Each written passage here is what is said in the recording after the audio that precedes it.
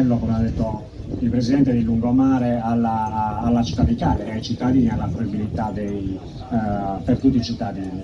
Ho detto tassello, ma non voglio sminuire l'importanza di questo primo, diciamo, tratto di zona ciclopedonale, perché credo che sia un momento importante, come ha detto anche il Presidente, che ci fa riabbracciare il rapporto col mare. Cagliari è una città che è circondata dal mare e dagli stagni, e purtroppo, come diceva il Presidente, troppo spesso noi abbiamo l'abitudine di non saper valorizzare questo bene che abbiamo davanti ai nostri occhi.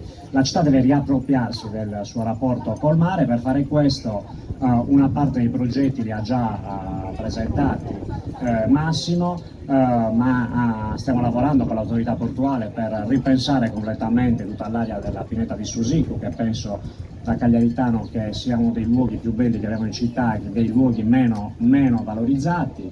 L'autorità portuale sta lavorando sulla parte, diciamo, del padiglione Nervi. Il comune sta proseguendo con il ponte ciclopedonale, che speriamo di poter inaugurare entro l'autunno, e così consentire lo scavalco del canale e la possibilità di arrivare direttamente a Sant'Elia e coronare il sogno che abbiamo sempre avuto come cittadini cagliaritani di poter passeggiare da Giorgino a Sant'Elia.